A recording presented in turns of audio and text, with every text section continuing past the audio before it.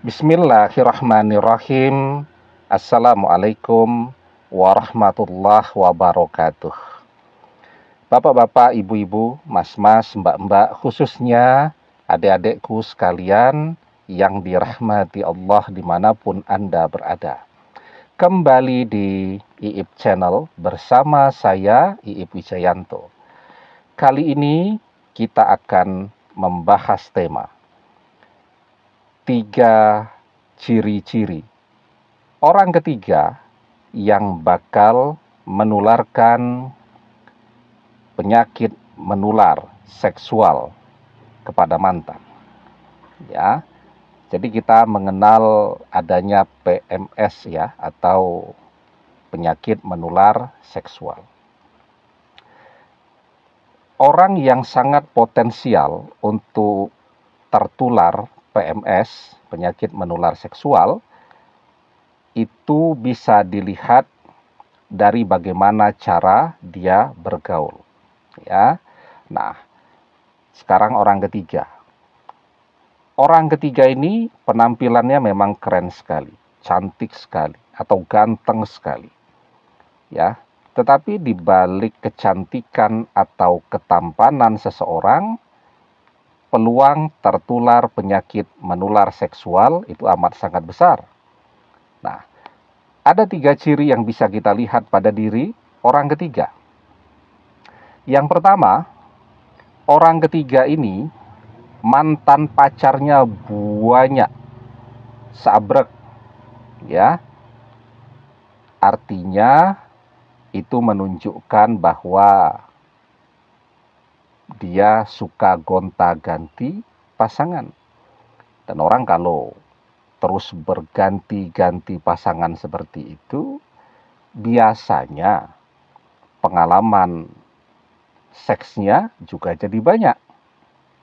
Ya, apalagi di zaman seperti saat ini, pergaulan yang sangat permisif, di mana pacaran itu menjadi pintu gerbang bagi orang untuk berzinah. Ya, kalau dulu orang mau berzinah mikir-mikir ya, paling banter di kebun, tempat sepi. Kalau zaman sekarang orang bisa berzinah di mobil. Kita pernah buat videonya, judulnya Mobil Bergoyang, Berzinah di Dalam Mobil. Orang bisa check-in hotel dari yang harga 100 ribuan sampai jutaan, dan bebas sekali untuk digunakan ya.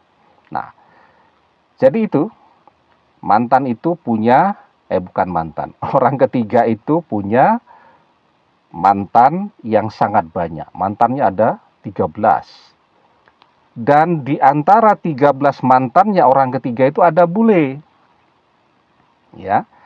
Jadi kita kan tahu ya, kalau di barat sana itu pergaulannya luar biasa tuh. Ya, sangat bebas, permisif.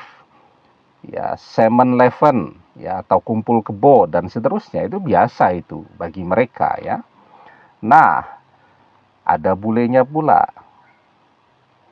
Biasanya yang paling populer, orang bule membawa penyakit kelamin yang sangat berbahaya.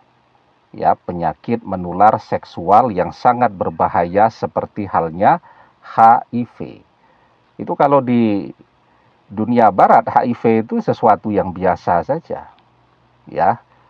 Kalau bagi kita mungkin masih sangat menakutkan, tapi bagi mereka sesuatu yang sangat biasa. Nah, jadi penyakit menular seksual itu ada 3 penyebabnya ya. Yang pertama yang disebabkan oleh bakteri ya. Yang populer dan sering kita dengar misal sifilis, gonore, klamidia. Nah, itu disebabkan oleh bakteri. Kemudian yang disebabkan oleh virus ya, seperti HIV. Kemudian ada HPV, Human Papilloma Virus ya. Kemudian ada hepatitis B, hepatitis C ya, dan herpes genital. Itu yang disebabkan oleh virus. Kemudian ada juga yang disebabkan oleh parasit. Nah itu kalau orang ketiga itu, di antara 13 mantannya, ada bulenya tuh. Sangat besar kemungkinan orang ketiga membawa penyakit-penyakit ini. Ya salah satunya adalah yang paling menakutkan, HIV. Apalagi orang kita kan tidak punya kebiasaan untuk melakukan pengecekan rutin ya. Mungkin baru ngecek itu kalau sudah terasa gejalanya hebat ya. Tapi kalau masih merasa baik-baik saja, biasanya ya dibiarkan saja. Nggak tahu juga kan gitu. Padahal dia potensial untuk menularkan kepada pasangannya. Itu kenapa orang yang berzina diharamkan menikah dengan orang yang baik-baik. Orang yang soleh atau solihah atau yang tidak berzina, tidak boleh. Karena orang yang berzina itu sangat potensial menularkan penyakit menular seksualnya kepada orang yang tidak berzina. Kan kasihan. Maka orang yang berzina menikah juga dengan orang yang berzina. Lebih baik dengan orang yang berzinah dengannya. Ya. Atau kalau yang satu itu tidak mau, paling tidak sama-sama berzinah. Yang satu bawa HIV, yang satu bawa HPV. Lengkap tuh penyakitnya. Dan tereliminasi di mereka. Tidak tertularkan kepada orang-orang yang sehat dan baik. Maka di dalam surat An-Nur ayat yang ketiga, kita diajarkan az-zani la yankihu illa zaniyatan aw musyrikatan wa zaniyatu la yankihuha illa zanin aw musyrikun wa hurrima zalika 'alal mu'minin. Laki-laki yang berzinah tidak mengawini melainkan perempuan yang berzinah atau perempuan yang musyrik, dan perempuan yang berzinah tidak dikawini melainkan oleh laki-laki yang berzinah atau laki-laki musyrik, dan yang demikian itu diharamkan atas orang yang mukmin. Ya. Nah, jadi ya, tadi ya, mantannya banyak. Orang mungkin pacaran 1-2 kali masih bisa bertahan untuk tidak melakukan aktivitas seksual. 3-4 kali mungkin sudah melakukan petting sex ya. Petting sex itu dry sex ya. Masih menggunakan pakaian tapi sudah ya begitulah. Ya sudah cium-ciuman dan seterusnya. Tapi kalau sudah ganti pacar sampai 6-7 kali, ya lambat laun tambah mahir dan melakukan. Jadi orang biasanya kalau sudah gonta-ganti pasangan apalagi di atas 10 kali ya, itu sangat potensial melakukan aktivitas seksual dan sangat potensial tertular, kemudian dia ganti lagi pasangannya menularkan kepada yang lainnya. Nah, jadi misal nih ya, ada seorang wanita nih, dia sendiri mantan pacarnya 13. Salah satunya adalah bule. Kemudian dia menikah. Tidak taunya suaminya selingkuh. Berhubungan intim dengan wanita lain. Ketika suaminya ini masih berzinah dengan wanita lain, dia juga berhubungan intim dengan suaminya. Nah, jadi wanita yang berzinah dengan suaminya itu sangat mungkin menularkan penyakit, menular seksual kepada suaminya. Suaminya menularkan kepada dia. Dia sendiri sudah mantan pacarnya 13. Ada yang bule pula. Terkumpullah penyakit menular seksual itu di dia. Kemudian dia bercerai dengan suaminya. Nikah dengan laki-laki yang baik. Apa yang terjadi? Ya, si wanita itu kemudian pokoknya maksa bercerai dengan suaminya yang baru. Nah, kasihan nih suaminya yang baru. sudah usianya memasuki senior begitu, kalau di atas 40 tahun kan sudah senior ya. Nah, artinya apa? Daya tahan tubuhnya kan tidak sebagus ketika dia masih bersama bekas istrinya itu. Sudah mulai itu muncul gejala-gejala mungkin ya, mulai gatal-gatal dan seterusnya. Nah, jadi itu kenapa wanita yang pezinah atau laki-laki yang pezinah tidak boleh menikah dengan yang baik-baik ya.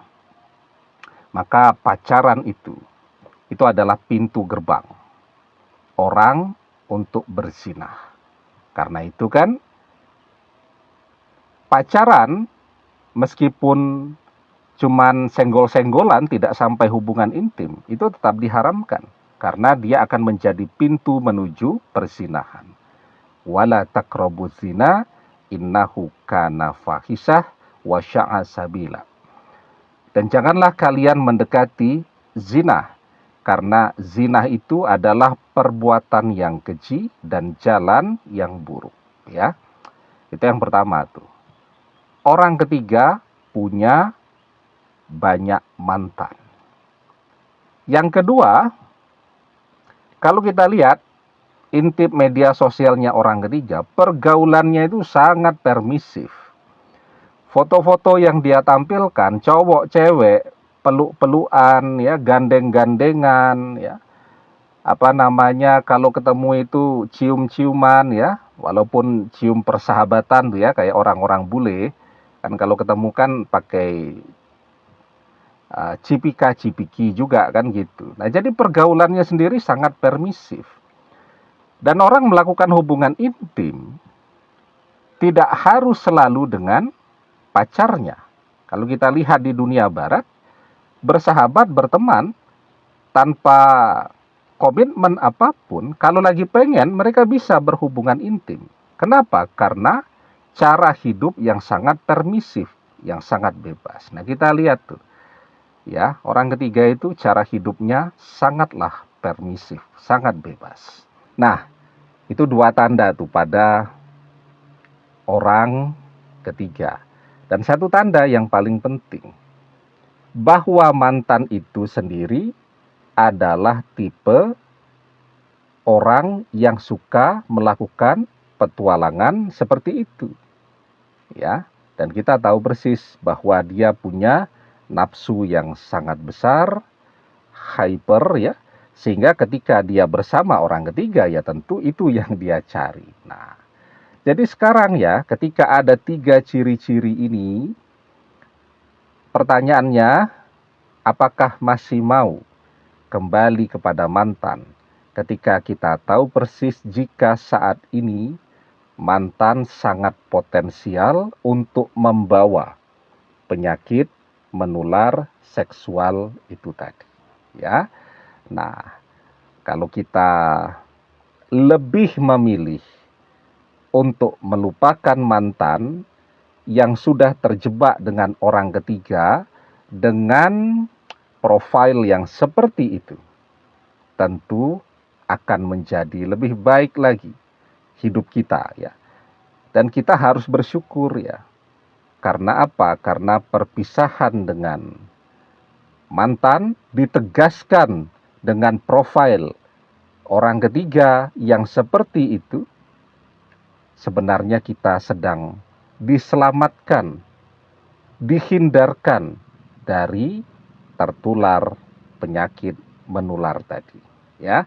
Demikian, semoga bermanfaat. Wallahu a'lam bissawab, billahi taufik wal hidayah. Assalamualaikum warahmatullahi wabarakatuh.